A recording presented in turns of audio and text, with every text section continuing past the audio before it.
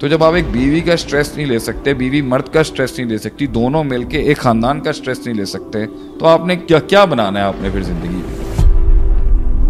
अगर सास ससुर उसको बेटी बना ले तो वो जन्नत बन जाएगा घर, अगर वो उसे बहू समझेंगे तो वो अजाब ही रहेगा हमेशा। फॉर अ सक्सेसफुल मैरिज सासों को चाहिए कि अपने अगर बेटों का घर बचाना है उनको, तो उनके आपस के मामलात में बोलना बंद कर दें। फॉर अ सक्सेसफुल मैरिज एक माँ को अपने बेटे के लिए समझना चाहिए, the day he gets married मैं 50% बेटा लूज कर चुका। इसके तहत वो अपने बेटे को कभी उस पोजीशन में ना खड़ा करें कि चूज बिटवीन द टू। ये बेवकूफ़ी माँ करेगी। It's not about choosing between you and me, it's a natural order of the universe कि मैं सारी जिंदगी आपके गोद में नहीं रह सकता था।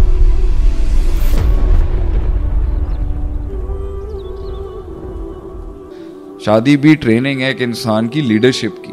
सही है कि भाई व्हेन यू आर दूर दूर सकते तो आप भी नहीं चुभेंगे ना मुझे, but when you are close to me और वो उसकी वाइब्स क्लोज हैं, उसकी इमोशनैलिटी क्लोज है, तो वो डेंट हो रहा होगा ना मेरे ऊपर। तो अगर मैं इतना स्ट्रेस ले सकता हूं तो मैं, वो कहते हैं the rule of success is the more the stress you can take is the bigger the kingdom you can make. सही। तो जब आप एक बीवी का स्ट्रेस नहीं ले सकते, बीवी मर्द का स्ट्रेस नहीं ले सकती, दोनों मिलके एक खानदान का स्ट्रेस नहीं ले सकते, तो आपने कुछ क्या क्या बनाना है आपने फिर जिंदगी के अंदर?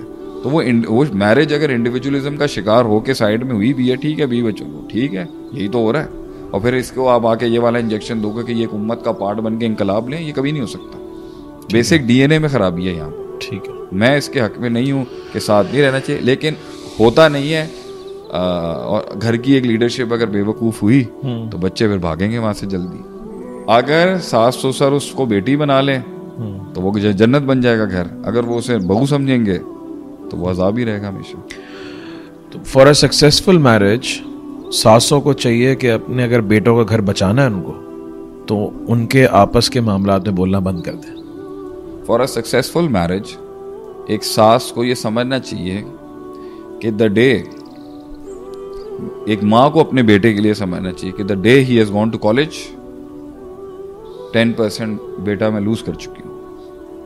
The day he goes to university मैं 20% बेटा लूज कर चुकी हूँ। The day he goes to his office और हिज वर्क प्लेस मैं 30% बेटा लूज कर चुकी हूँ। And the day he gets married मैं 50% बेटा लूज कर चुकी हूँ। साइकोलॉजी में अब और चीज़ें आ चुकी हैं मेरे बच्चे में। मेरा बेटा अब नेचुरली चाहते हुए भी ना 100% अगर मुझ में पुटअप करेगा, किसी का हक मारेगा तो वो बर्बाद कर देगा किसी और चीज़ को। सही है। इनको ये सोचना चाहिए। इसके तहत वो अपने बेटे को कभी उस पोजीशन में ना खड़ा करें कि चूज बिटवीन द टू। ये बेवकूफ़ी माँ करेगी। यू आर आस्किंग, फैसला कर। It's not about choosing between you and, it's a natural order of the universe कि मैं सारी जिंदगी आपके गोद में नहीं रह सकता था।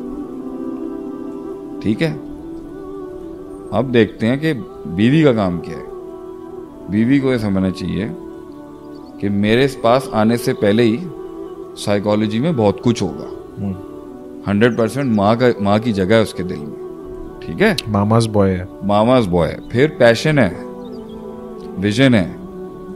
एक विजनरी आदमी के आगे तो माँ बाप भी कुछ नहीं होते, बीवी भी कुछ नहीं होती, भाई भी कुछ नहीं होते, दोस्त, उसका विजन होता है सब कुछ।